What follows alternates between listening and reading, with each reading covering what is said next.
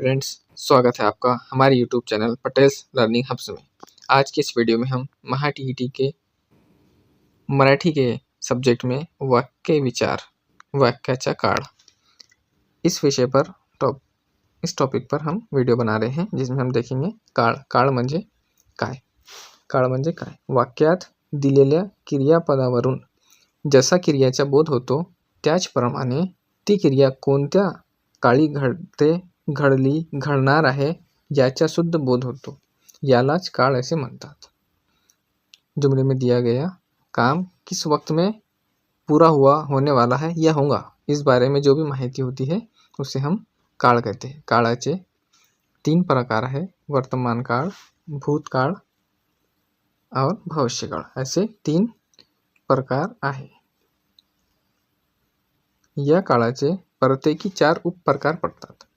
अब ये तीनों ज़माने हाल, ज़माने माजी, ज़माने मुस्तकबिल, ये 3 जो है तो ज़माने की किस्में हैं, जिसे हम यहाँ पे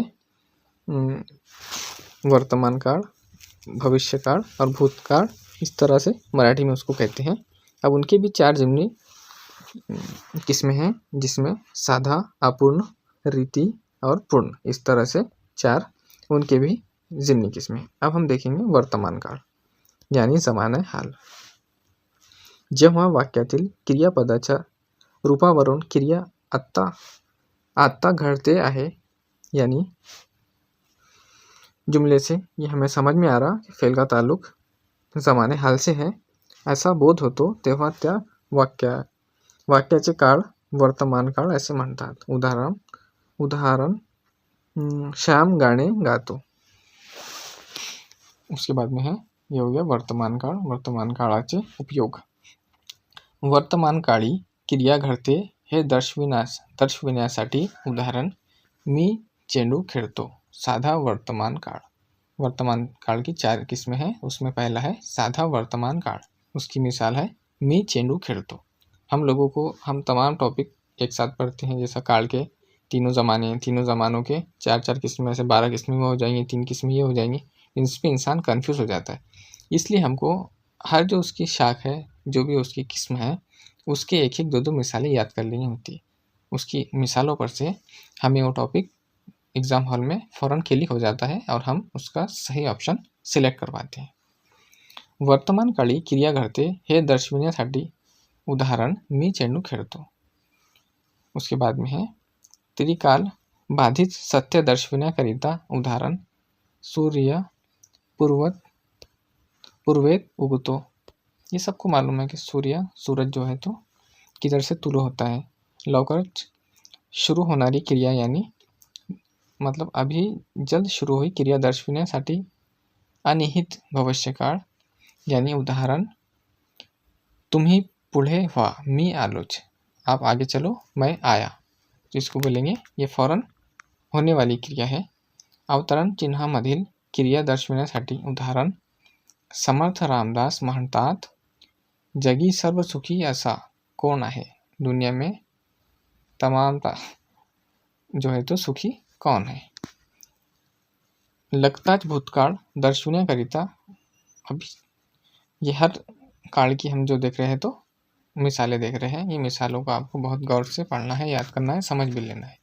मी बसत नाहीत तर तुम्ही आलात। मैं बैठा नहीं तो आप आए। अब हम देखेंगे वर्तमान काळ। वर्तमान काळाचे 4 प्रकार पड़तात। कितने हैं? इसके भी 4 उप प्रकार है। साधा वर्तमान काळ, पहला है साधा, दूसरा है अपूर्ण, तीसरा है पूर्ण, इस तरह उसके और चौथा भी देख रहे हैं हम अभी। जेव्हा क्रियापदाच्या रूपावरून क्रिया आता घडते असं समजते तेव्हा त्या वाक्याचा काळ वर्तमान काळ असते। क्रिया जो है तो काम जो है तो अभी हुआ या शुरू है, ज़माने हाल में है, तो उसे हम क्या कहते हैं? वर्तमान काळ कहते हैं। उसकी मिसाल पहला है साधा वर्तमान काळ। उसकी पहली मिसाल है मी पत्र लिहितो। मैं खत लिख रहा हूँ। राम खो खो खेळतो। राम क्या कर रहा है? खो खो खेल खेल रहा है। शिक्षक शाळेत शिकवितात। उस्ताद स्कूल में पढ़ा रहे हैं, सिखा रहे हैं। सीता धडा वाचते। सीता जो है तो पढ़ रही है। उसके बाद में उसका दुसरा प्रकार अपूर्ण वर्तमान काळ. जेव्हा वाक्यातील क्रियापदाच्या रूपावरून क्रिया वर्तमानामध्ये चालू किंवा सुरू असल्याचा बोध होतो तेव्हा वाक्याचा काळ अपूर्ण वर्तमान काळाचे असतो. अपूर्ण वर्तमान काळ असतो. जेव्हा वाक्यातील क्रियापदाच्या रूपावरून क्रिया वर्तमान मध्ये चालू किंवा शुरू है, जो है तो जो भी काम हो रहा है वो क्या है, शुरू है या चल रही है. वो काम शुरू है, चल रहा है, तो उसे क्या कहेंगे हम, अपूर्ण वर्तमान काळ. उसकी पहली मिसाल, मुले शाळेत जात आहे. क्या हो रहा, चिल्ड्रन स्टूडेंट जो है तो स्कूल में जा रहे हैं.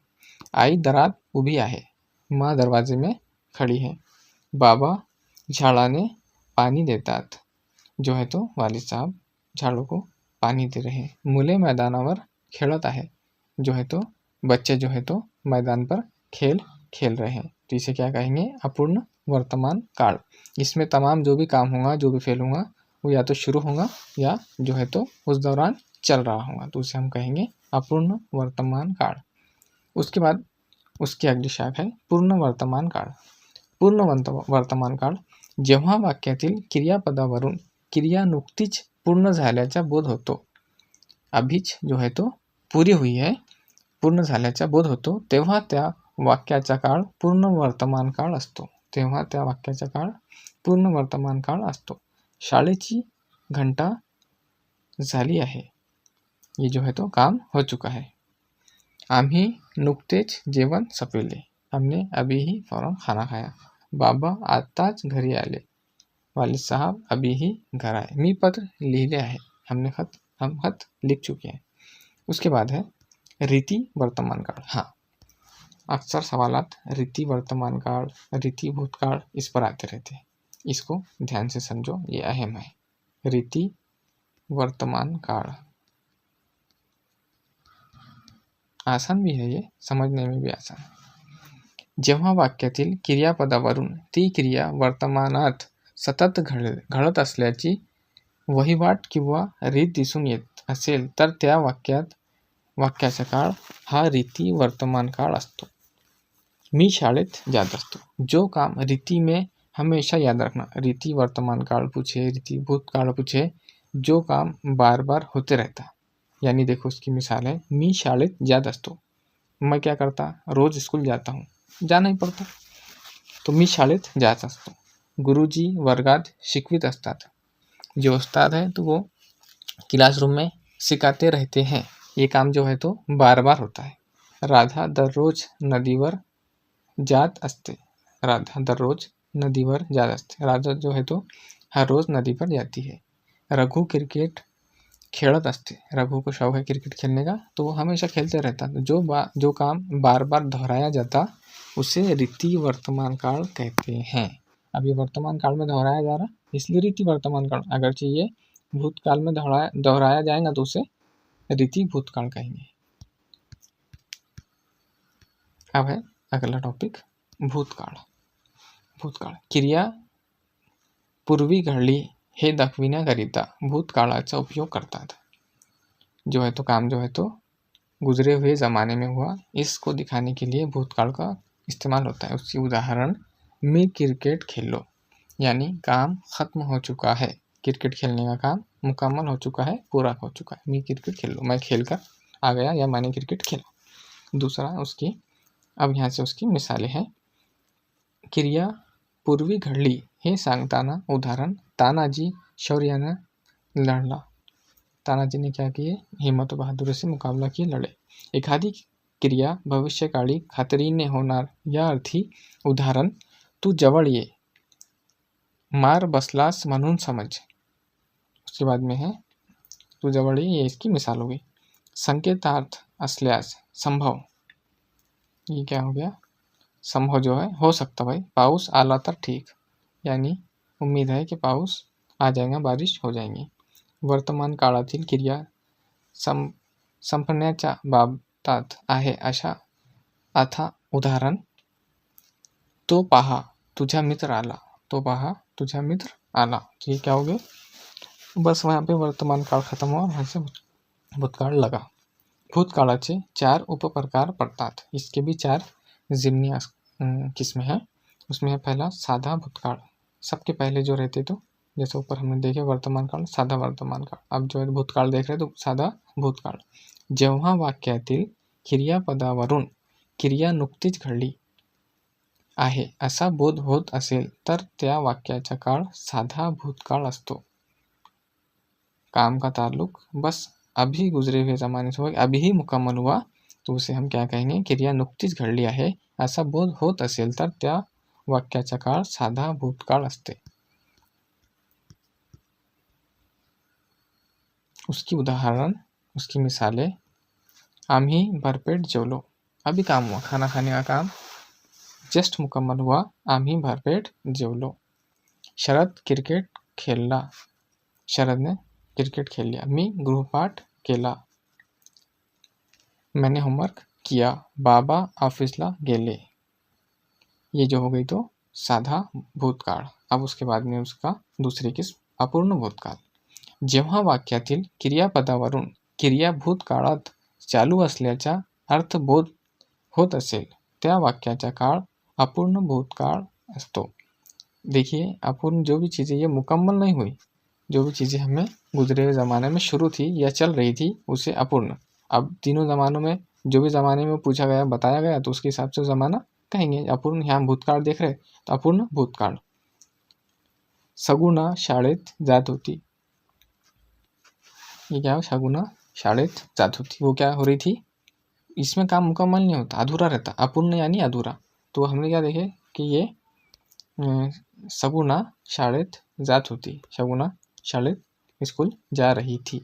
राधा कबड्डी खेलत होती. राधा क्या कर रही थी, कबड्डी खेल रही थी. जब इन्होंने देखे तो वो खेल रही थी. अब उसका खेलना खत्म हुआ यह हमको पता नहीं, लेकिन जब काम अधूरा था तो उसे हम कहेंगे अपूर्ण भूतकाळ. मी पत्र लिहित होते. आई बाजारात जात होती. ये जो हो गए तो अपूर्ण भूतकाळ. उसके बाद में है साधा भूतकाळ. जेव्हा वाक्यातील क्रियापदावरून क्रिया भूतकाळात पूर्ण झाल्याचा अर्थबोध होत असेल तर त्या वाक्याचा काळ साधा भूतकाळ असतो. ये क्या हो गया, क्रियापदावरून क्रिया भूतकाळात पूर्ण झाली. अब इसमें क्या हो गया, यहाँ पे काम मुकम्मल हो गया. पूर्ण आ गया, मुकम्मल हो गया. साधा भूतकाळ में काम पूरा हो गया तो हम उसे कहेंगे, जब काम पूर्ण हो गया मुकम्मल हो गया तो उसे हम साधा भूतकाळ कहेंगे. उसकी मिसालें देखते. शरद ने पत्र लिहिले होते. अगर लिहिले के बाद में होते लफ्ज़ आ गया, इससे हम समझ जाएंगे कि काम मुकम्मल हो चुका है. शरद ने पत्र लिहिले होते. शरद का काम, खत लिखने का काम मुकम्मल हो चुका था. नारायण घरी गेला होता. नारायण उसके घर को चला गया था. सीता ने आंघोळ केली होती. उसके बाद में राधिका ने गृहपाठ केला होता. राधिका ने गृहपाठ केला होता. ये हो गई साधा भूतकाळ की मिसालें. अब हम देखेंगे रीति. अब हमने रीति वर्तमान काल में भी देखिए कि काम क्या होता, अक्सर बार बार होता या दोहराया जाता, उसे हम रीति में समझते हैं. रीति पर क्वेश्चन आता है इसलिए हमने उसकी ट्रिक्स बताया कि रीति में जो काम बार बार होते रहता उसे रीति भूतकाळ, रीति भविष्यकाळ, रीति वर्तमान काळ में शामिल किया जाता. अब हम इसकी मिसाल देखेंगे. पहले पढ़ लेते. जेव्हा वाक्यातील क्रियापदावरून ती क्रिया भूतकाळात सतत घडत असल्याची वहिवाट किंवा दिसून येत असेल तर त्या वाक्याचा काळ हा रीती भूतकाळ असतो. आम्ही दररोज नदीत पोहत असे. आम्ही दररोज नदीत पोहत असे. राम सतत गावी जात असे. अपर्णा चहा पीत असे. शुभदा वर्गात गैरहजर राहत असे. तो ये असे है तो ये भूतकाळ का है, लेकिन हमने देखे कि ये काम बार बार हो रहा है. ये क्या हो रही है, अक्सर शुभदा गैरहजर रहती थी. राम सतत गावी वो उसके गाँव को जाता था. तो ये हो गई उनकी मिसालें हो गई. उसके बाद में है भविष्यकाळ. भविष्यकाळ यानी आने वाला ज़माना. जेव्हा वाक्यातील क्रियापदावरून क्रिया पुढे घडेल, आगे यानी अगले ज़माने में पूरी होंगी असा अर्थबोध असेल तर त्या वाक्यात भविष्यकाळ असा म्हणतो. भविष्यकाळ यानी आने वाला कल.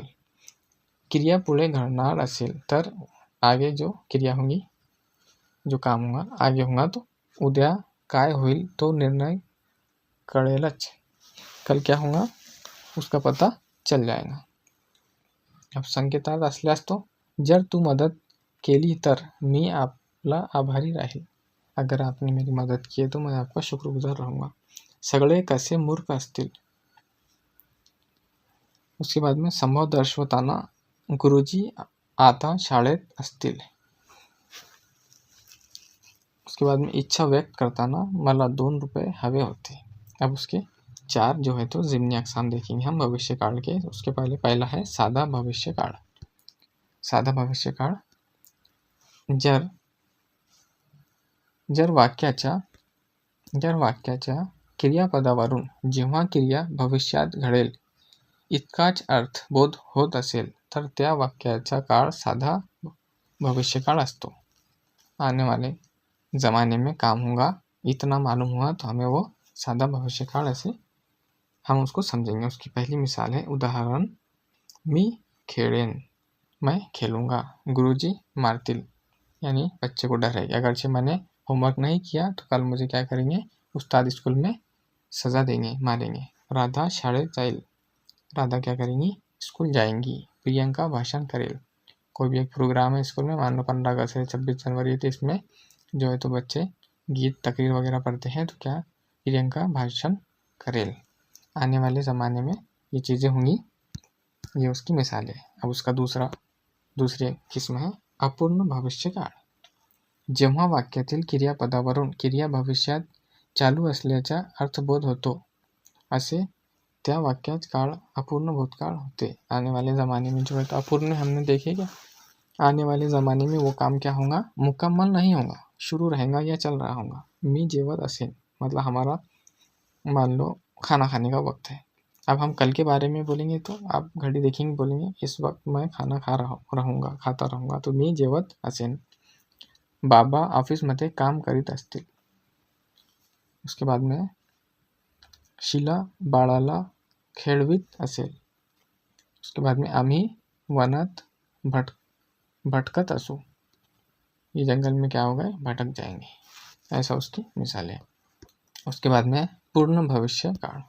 इसमें काम मुकम्मल हो जाता है. इसमें लिखा हुआ है पूर्ण होना, पूरा होना. जेव्हा वाक्यातील क्रियापदावरून क्रिया भविष्यात पूर्ण झाल्याचा अर्थबोध होत असेल तर त्या वाक्याचा काळ हा पूर्ण भविष्यकाळ असतो. क्या हो जाएगा, आने वाले ज़माने में काम जो है तो मुकम्मल हो जाएगा. मी गावी पहुँचलो असेन. क्या हो जाएगा कि मैं गाँव को पहुँच जाऊँगा. राधा शाळेत गेली असेल. राधा क्या हो जाएंगी, स्कूल में चले जाएंगे. अपर्णाने दूध संपविले असेल. उसके बाद भी मैं पुस्तक वाचले असेल. तो आने वाले ज़माने में काम पूरा हो जाएगा, उसे हम पूर्ण भविष्यकाळ ऐसे करेंगे. फिर आया हमारा रीति भविष्यकाळ. यानी रीति में वो चीज़ें क्या होती, बार बार दोहराई जाती.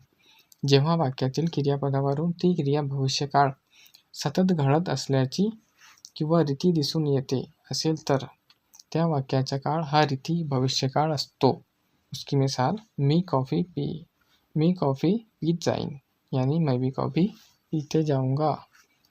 आम्ही शेतात जात राहू. मैं भी शेतात जाता रहूँगा. राम क्रिकेट खेळत राहील. राम क्रिकेट खेलता रहेगा. तुम्ही क्लासला जात राहील. तुम इस क्लास में जाते रहोगे.